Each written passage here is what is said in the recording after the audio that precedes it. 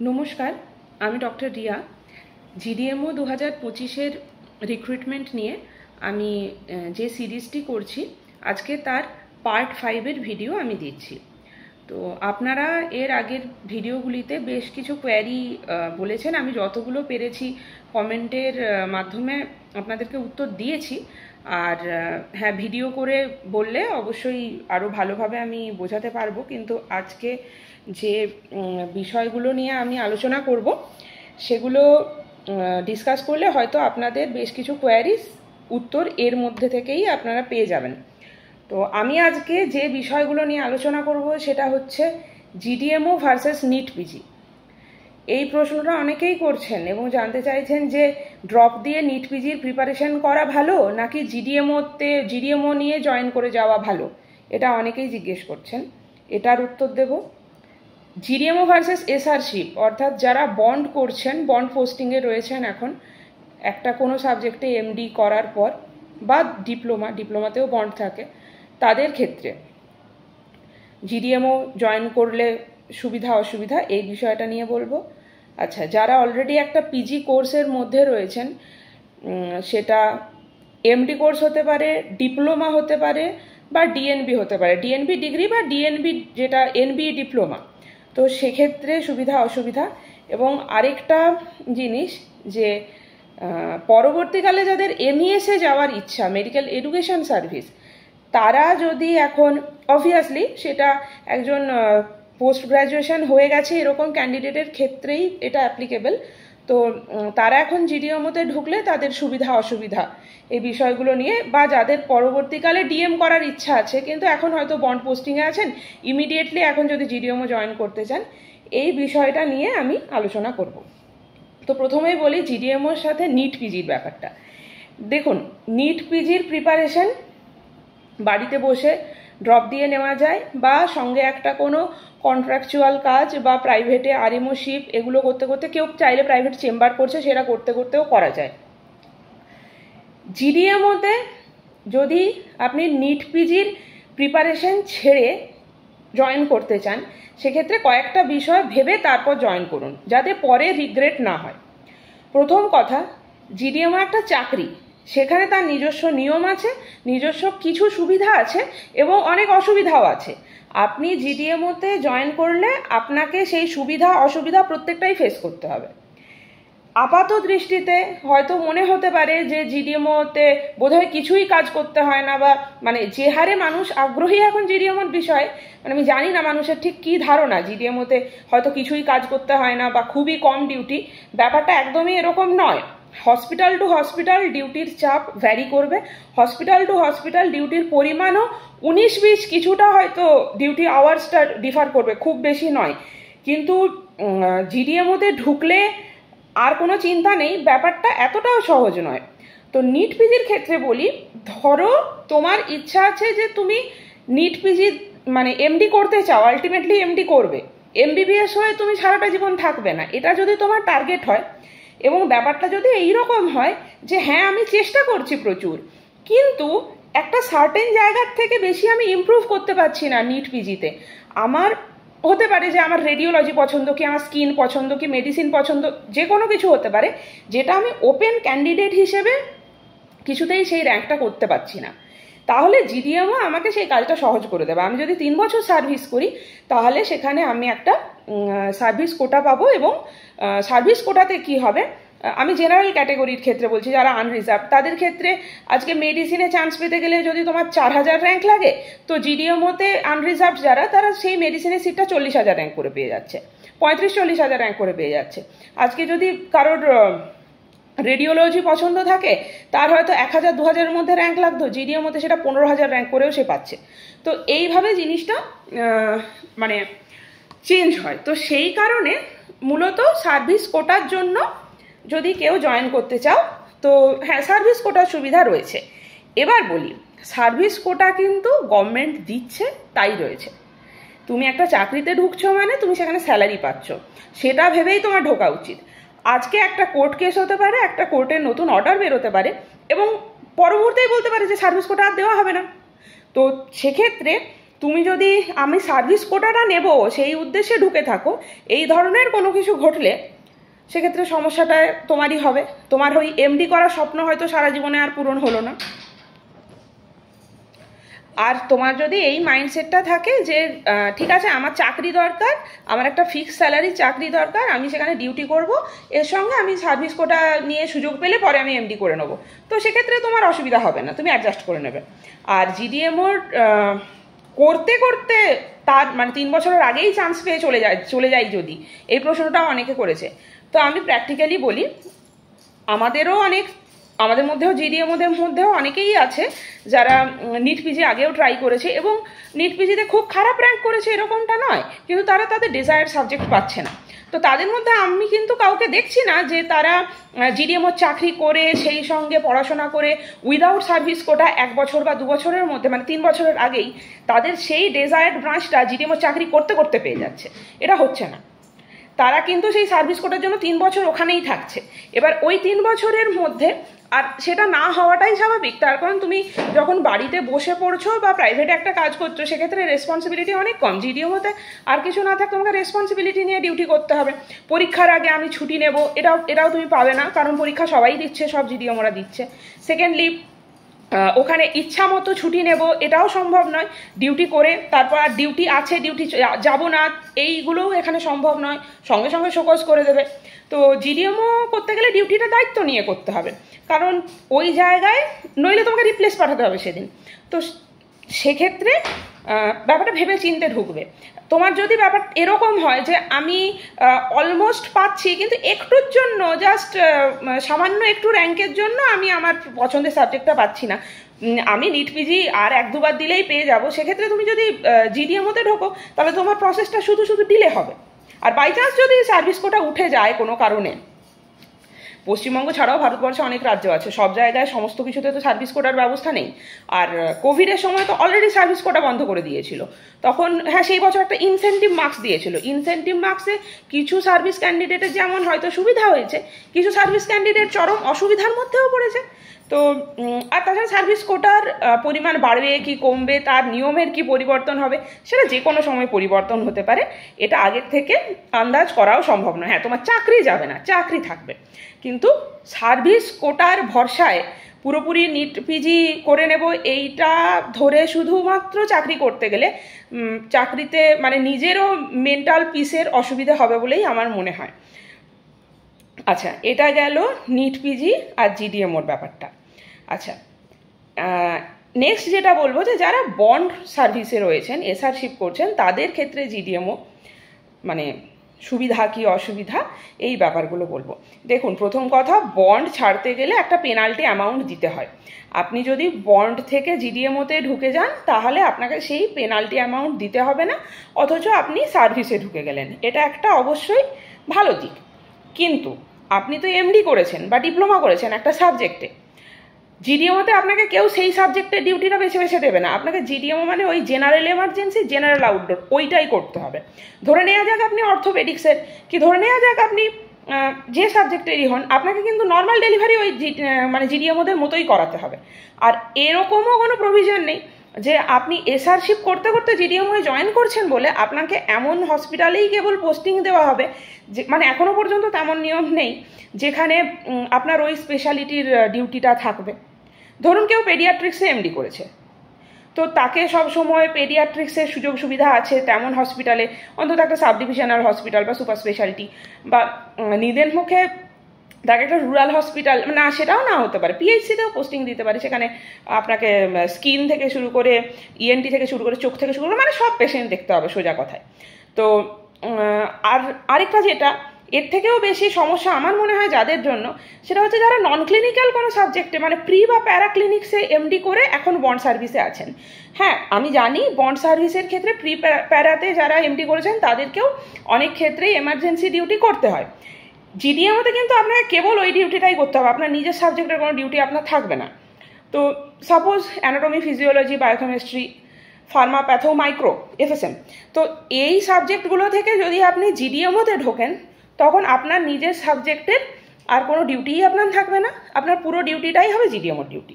সেটা করতে যদি আপনার অসুবিধা না থাকে তাহলে ভালো, কিন্তু বেশিরভাগ ক্ষেত্রেই নন ক্লিনিক্যালে এমডি মানুষ পছন্দ করে এই কারণে যে আমি মানে পেশেন্টের ভায়োলেন্স বা পেশেন্ট পার্টির ভায়োলেন্স রিলেটেড যে প্রবলেমগুলো ওইগুলো আমার লাইফে থাকবে না, আমি একাডেমিক লাইনে বা মেনলি এমইএসে তারা যেতে চান, সেই কারণে তারা মানে নন ক্লিনিক্যালে এমডি করেন যে আমি টিচিং জবে থাকবো বা আমি ল্যাব রিলেটেড ওয়ার্ক করব, কিন্তু আমাকে ডিরেক্ট পেশেন্ট ডিল করা বা যে আদার্স যে হ্যাজার্ডগুলো একটা ক্লিনিক্যাল ব্রাঞ্চে থাকে সেইগুলো আমাকে এমার্জেন্সি ডিল করা সেগুলো থাকবে না। জিডিএমওতে সেগুলো প্রত্যেকটাই থাকবে। জিডিএমওতে নাইট ডিউটি থাকবে না এটা কোনো কথা নয়, হ্যাঁ জিডিএমওতে থাকতেই পারে। আর সবচেয়ে বড় কথা, যারা নিট পিজির প্রিপারেশনের কথা ভেবে ঢুকতে চাইছো বা বন্ড থেকে যারা জিডিএমও জয়েন করতে চান তাদের প্রত্যেকের ক্ষেত্রেই বলি, জিডিএমওতে কাউন্সেলিং হলে আপনি পোস্টিং বেছে নিতে পারবেন, কিন্তু সব বছর কাউন্সেলিং হবেই তারও কোনো মানে নেই। ডিরেক্টও পোস্টিং দেওয়া হয় এবং কোভিডের সময় তাই হয়েছিল। যদি ওখান থেকে ডিরেক্ট পোস্টিং দেওয়া হয়, অ্যালট করে দেওয়া হয়, সেক্ষেত্রে আপনার বেছে নেওয়ার ব্যাপারটা থাকছে না। কাজেই আপনি বেছে নিলে হয়তো একটা এমন হসপিটাল নেওয়ার চেষ্টা করতেন অন্তত পক্ষে, যদি ভ্যাকেন্সি বা আপনার র্যাঙ্ক অনুযায়ী সেটা অ্যাডজাস্ট হয় তবেই, যেখানে হয়তো আপনার সাবজেক্টের ডিউটি খানিকটা হলেও আপনার করা সম্ভব। কিন্তু ভ্যাকেন্সির জন্যও সেটা সম্ভব না হতে পারে, অথবা জিডিএমওতে আপনাকে যদি ওরা ডিরেক্ট পোস্টিং দেয় সেক্ষেত্রে আপনার সেই ব্যাপারটা আর নাও থাকতে পারে, আপনাকে এমন জায়গাতে দিল যেখানে আপনার সাবজেক্টের স্পেশালিটি নেই। আচ্ছা, নেক্সট হচ্ছে জিডিএমওর পোস্টিং এসআরশিপের তুলনায়, ধরুন এসআরশিপের পোস্টিংটা আপনার যেখানে আছে সেটা বাড়ি থেকে দূরে, তো আপনি চাইছেন যে জিডিএমও নিয়ে আপনি বাড়ির কাছে থাকবো, সেটাও পসিবল না হতে পারে। আর জিডিএমওতে ট্রান্সফার হয় না এমনটাও নয়, রুটিন ট্রান্সফার সব জায়গাতে আছে, তো হতেই পারে। হ্যাঁ, প্রথম 3 বছর হয় না। তো এই বিষয়টা ভেবে তারপর আপনারা জিডিএমওতে যদি আগ্রহী থাকেন তাহলে জয়েন করবেন। ডিউটি কিন্তু জেনারেল এমার্জেন্সি, জেনারেল আউটডোর এই ধরনেরই করতে হয়। আর তার সঙ্গে রয়েছে যেটা, যে ধরুন একটা হসপিটাল আপনি নিজে দেখে পছন্দ করলেন, এটা যে কারোর জন্যই প্রযোজ্য, আপনাকে চাইলেই ডিটেলমেন্ট করতে পারে। ডিটেলমেন্ট হচ্ছে সেম ডিস্ট্রিক্টের মধ্যে অন্য হসপিটালে আপনাকে সিএমওইচ অফিস থেকে বা স্বাস্থ্য ভবন থেকে এখন অর্ডারগুলো হয়, একটা অর্ডার দিয়ে মানে সরিয়ে টেম্পোরারিলি কিছুদিনের জন্য সেখানে দেওয়া হলো। ডিটেলমেন্ট বহু মানুষের হয়, আমার নিজেরও হয়েছে, এবং যখন হয়েছে আমার প্রায় 8 মাস সেই হসপিটালটায় পোস্টিং ছিল, যেটা কিন্তু আমি নিজে বেছে নিয়েছিলাম, যেটা সেই হসপিটাল না, নিজে যেখানে বেছে নিয়েছিলাম সেখানে 3 মাস চাকরি করার পর যেহেতু ওই হসপিটালে একজন ডক্টর অসুস্থ ছিলেন, তো টেম্পোরারি আমাকে ওখানে পোস্টিং দেওয়া হয়, আমি 8 মাস সেখানে কাজ করি। সেই হসপিটালটা কিন্তু আমি নিজে বেছে নিইনি, তো এটা যে কোনো সময় হতে পারে। আর আদার্স ডিউটি, জিডিএমওদের আদার্স ডিউটি বলতে ফ্লাড এমার্জেন্সি, সাইক্লোন এমার্জেন্সি, এই ধরুন বিভিন্ন ধরনের